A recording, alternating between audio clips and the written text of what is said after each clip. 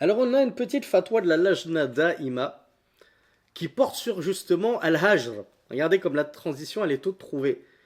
Ça c'est un mot important que vous devez connaître. Qu'est-ce que le Hajr?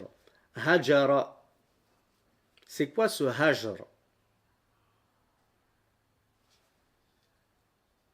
Bravo Angel.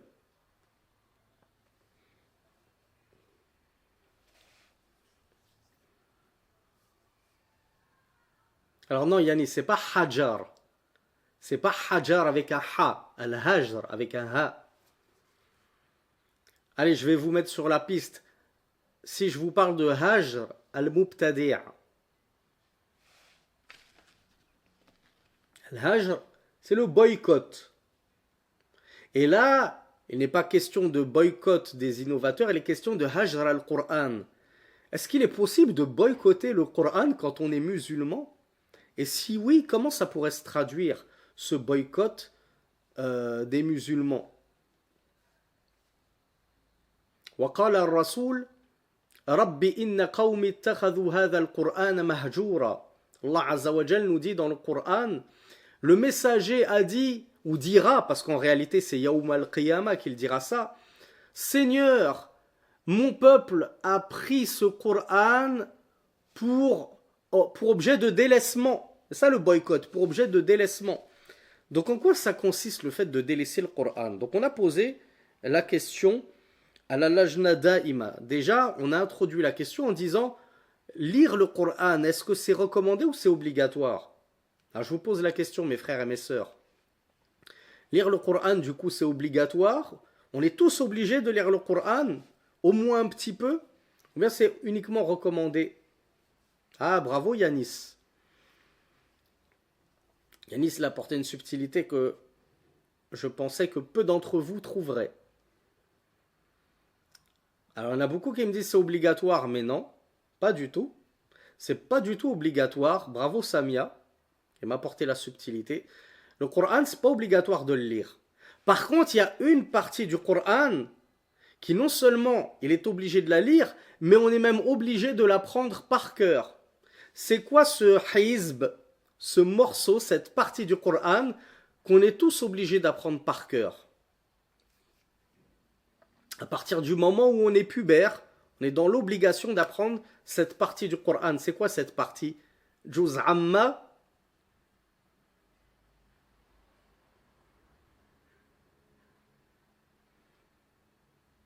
Ayat al-Kursi. Ça veut dire quoi déjà Ayat al-Kursi? C'est quoi déjà la traduction de Ayat al-Kursi?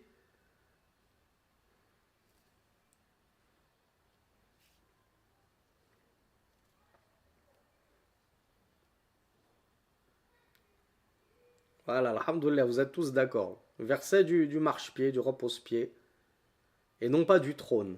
Ça va, alhamdoulilah, on a mémorisé ça des cours précédents. Alors, c'est quoi cette partie du Coran qu'il est obligatoire? C'est tout simplement qu'il est obligatoire d'apprendre, en plus de le lire. Ben, c'est Al-Fatiha. Alors, pourquoi, à votre avis? J'espère que c'est évident pour tout le monde. La Fatiha, il est obligatoire de l'apprendre. Pourquoi? Parce que c'est un pilier de la prière.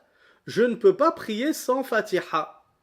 Même quand je prends l'habitude de prier, moi je suis un homme, j'essaye de faire toutes mes prières à la mosquée. Mais lorsque l'imam ne récite pas dans les deux dernières rak'a, ben, je dois bien réciter moi.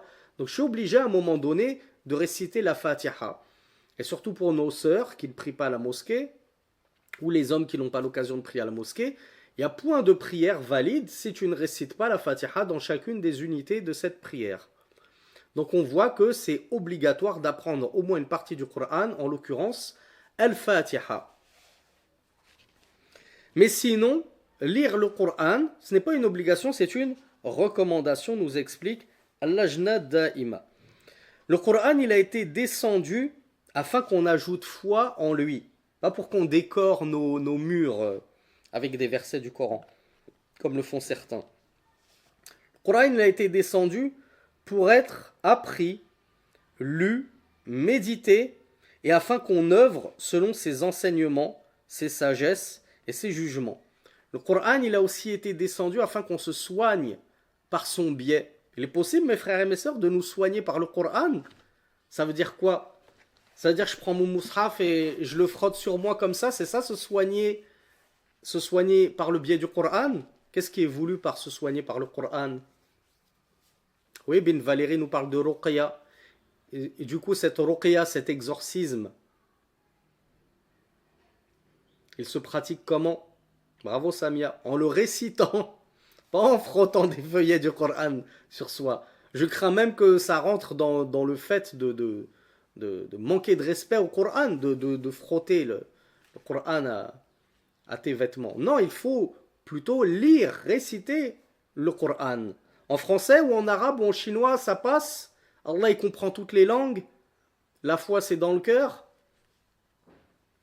Ça passe un exorcisme en français. Raqi Jean-Michel, c'est un converti depuis 1 an. Il fait des exorcismes en français, en langue de Molière. Il chasse les démons avec la langue de Molière. Ça... Ah ouais, là, il est frauduleux, Raqi Jean-Michel. Là, il faut s'en méfier, là. S'il veut vous faire croire ça, ça sent le cambouis, hein. Ça sent le cambouis. La ruqya, c'est en arabe. Ou Raqi Cyril. La ruqya, ça consiste principalement à lire le Coran. Lire la parole d'Allah qui est en français, comme on l'a vu dans les cours précédents. Donc le Coran, bien sûr qu'il peut être une source de guérison, même l'une des plus importantes sources de guérison. Souvenez-vous de cette histoire où des compagnons étaient passés près d'une tribu bédouine dont le chef avait été piqué par un scorpion, je crois, donc il était tombé très malade. Et les compagnons, qu'est-ce qu'ils ont fait d'ailleurs? Il y a un compagnon qui lui a fait ruqya. Elle consistait en quoi la ruqya du compagnon à ce chef de tribu? Suite à quoi il a guéri instantanément par la grâce d'Allah. Voilà, bravo. Il a uniquement lu Surat al-Fatiha. Il n'a pas eu besoin de réciter l'intégralité du Coran, toute Surat al-Baqarah, toute la Surat la vache, qui est énorme. Juste Surat al-Fatiha. Et il a guéri instantanément. Regardez la puissance de la parole d'Allah subhanahu wa ta'ala. Seulement encore faut-il que celui qui lit cette parole d'Allah subhanahu wa ta'ala la savoure à sa juste valeur, qu'il ait conscience de la juste valeur de Surat al-Fatiha. De même que celui à qui on va lire, la personne qui est malade, qui est possédée et toutes ces choses-là. Si c'est une personne qui se moque au quotidien de la parole d'Allah, qui n'a cure, qui ne prête aucune attention à la parole d'Allah, qui n'a aucun intérêt pour la religion de l'islam, tu peux lui ramener le plus grand raqi du monde, raqi Jean-Michel et raqi Cyril, les deux en même temps. Tu leur ramènes le plus grand shir du monde, Suleyman al-Ruhayli, Abdurrazak al-Badr, en même temps. Ils vont tous lire toute la nuit.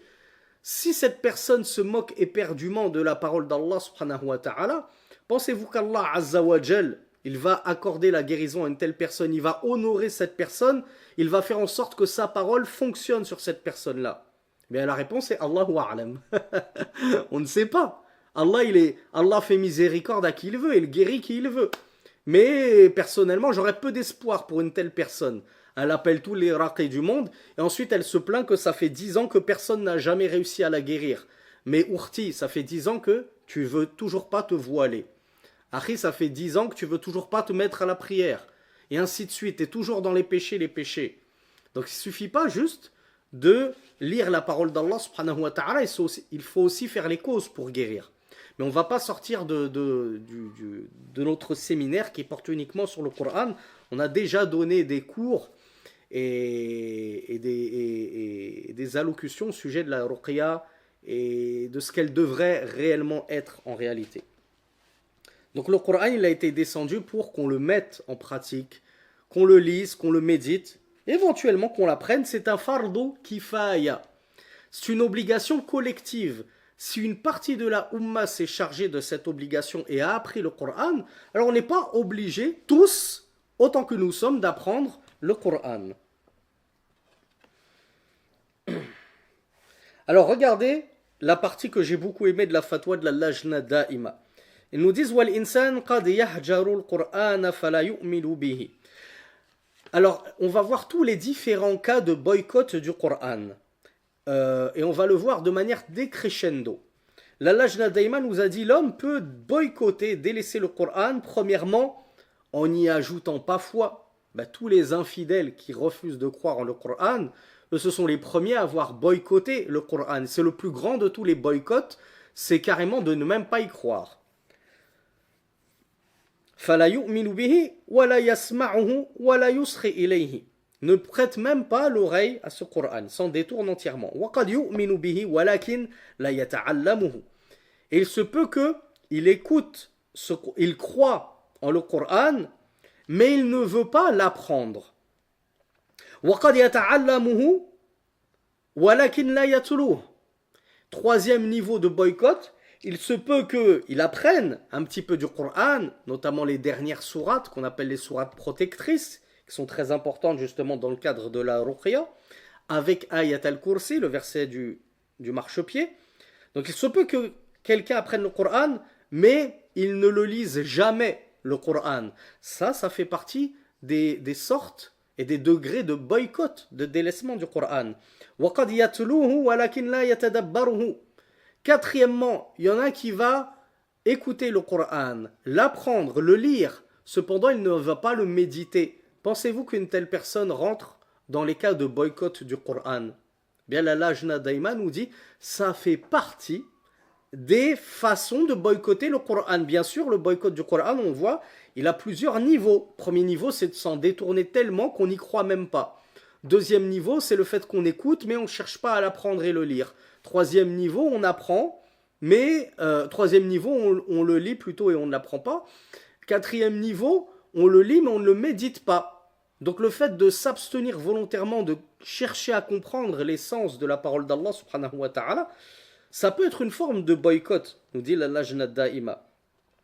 Et il se peut enfin, dernier type de boycott, que tu vas faire tout ça. Tu vas écouter le Coran, tu vas l'apprendre, tu vas le lire, tu vas le méditer. À votre avis, quelle est la dernière façon de le boycotter? Malgré que tu l'apprennes, que tu le lises et que tu essayes même de méditer. Qui est le champion qui va nous trouver la bonne réponse? Non, on a dit, tu le lis. Réciter, c'est lire. Bravo Samia, bravo Bint Valérie, les sœurs à l'honneur. Est-ce qu'il y a un frère qui va nous honorer par une bonne réponse? Bravo Abdelrazak. En ne l'appliquant pas, tu pourras le lire, l'apprendre, mais si tu ne l'appliques pas, si les enseignements du Coran, tu ne les mets pas en application dans ton quotidien, à quoi te sert toute cette pseudo-méditation si elle n'a pas d'effet sur toi, si elle ne revivifie pas ton cœur et qu'elle ne te pousse pas à œuvrer? Donc ça, c'est une forme de boycott du Coran. Le fait de, malgré sa lecture et sa méditation, ne pas le mettre en pratique.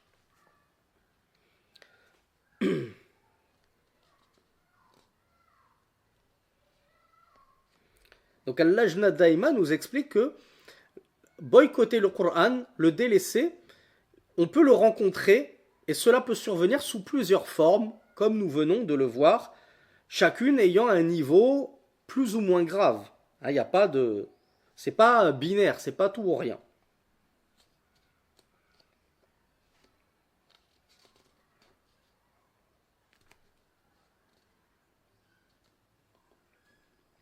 Et la Lajna a conclu sa fatwa en nous disant que la lecture du Coran, elle est légiférée, bien entendu. Il est même recommandé de multiplier la lecture du Coran. Wa an yakhtima kulla shahrin lakin la yajib. Il est même recommandé que tu termines la lecture du Coran chaque mois. Chaque mois, tu lis le Coran en entier. Normalement, dans un monde idéal, on devrait tous clôturer la lecture du Coran chaque mois au moins une fois. Walakin la yajib, mais c'est pas obligatoire, nous rappelle la Lajna. Mais c'est l'idéal.